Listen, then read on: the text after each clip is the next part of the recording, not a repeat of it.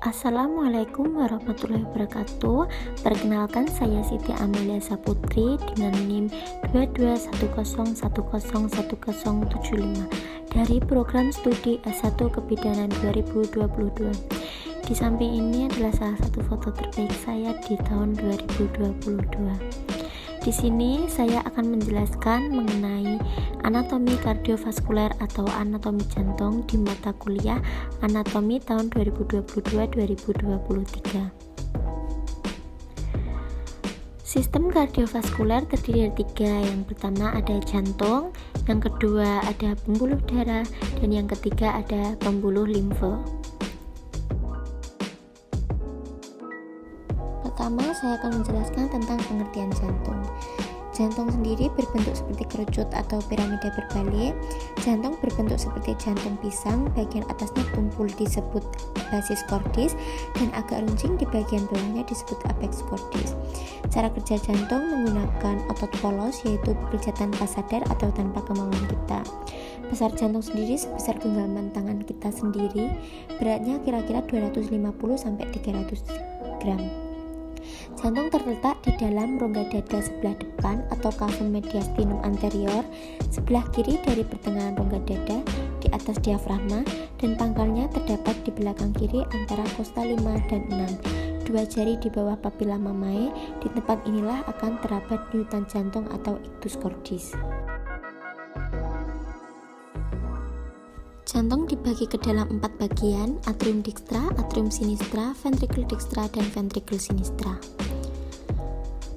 Di sini ada gambar jantung, anatomi jantung, dan selanjutnya ada lapisan-lapisan jantung. Lapisan jantung terdiri dari 3. Yang pertama epikardium. Lapisan epikardium, epi artinya atas, kardium berarti jantung. Membran tipis di bagian luar yang membungkus jantung atau jaringan ikat. Yang kedua, myokardium.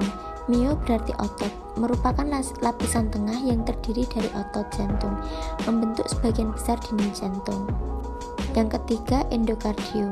Endo berarti di dalam, adalah lapisan tipis endotelium, yaitu suatu jaringan epitel unik yang melapisi bagian dalam seluruh sistem sirkulasi peredaran darah. Selanjutnya di sini ada salah satu contoh gambar dari lapisan jantung. Di sini ada ruang-ruang jantung yang terdiri dari atrium kanan, atrium kiri, ventrikel kanan, dan ventrikel kiri. Di sini ada penjelasan dari atrium dextra dan atrium sinistra. Atrium dextra berada di bagian atas kardio dextra, sebagian besar terletak di belakang sternum. Terdapat pembuluh darah besar, contohnya vena cava superior dan vena cava inferior. Pembuluh darahnya yang kecil atau sinus coronarius berfungsi sebagai penampung atau reservoir darah yang rendah akan oksigen dari seluruh tubuh. Yang kedua ada atrium sinistra.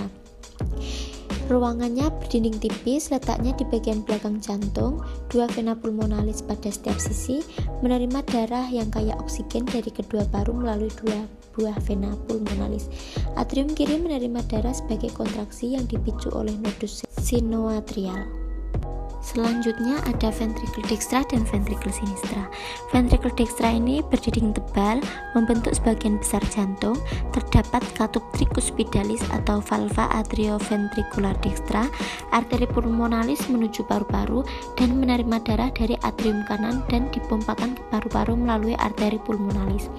Ventricle sinistra beruang berdinding tebal pada bagian kiri dan belakang jantung. Dindingnya 3 kali lebih tebal daripada ventricle dextra. Katup mitral atau valva atrioventricular, pembuluh darah aorta yang menyebarkan darah ke seluruh tubuh, menerima darah dari atrium kiri dan dipompakan ke seluruh tubuh melalui aorta. Pembuluh darah yang tersambung ke jantung.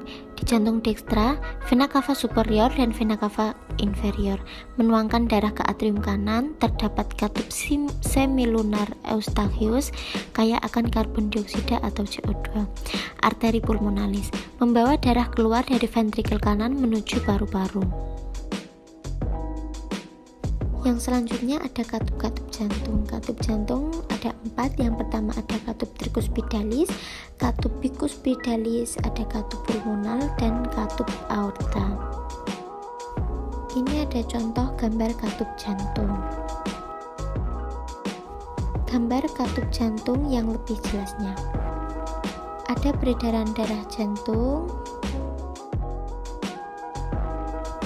Dan yang terakhir ada pembuluh-pembuluh darah besar yang terdapat di jantung.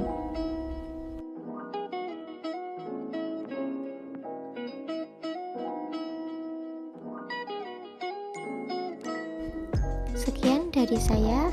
Wassalamualaikum warahmatullahi wabarakatuh.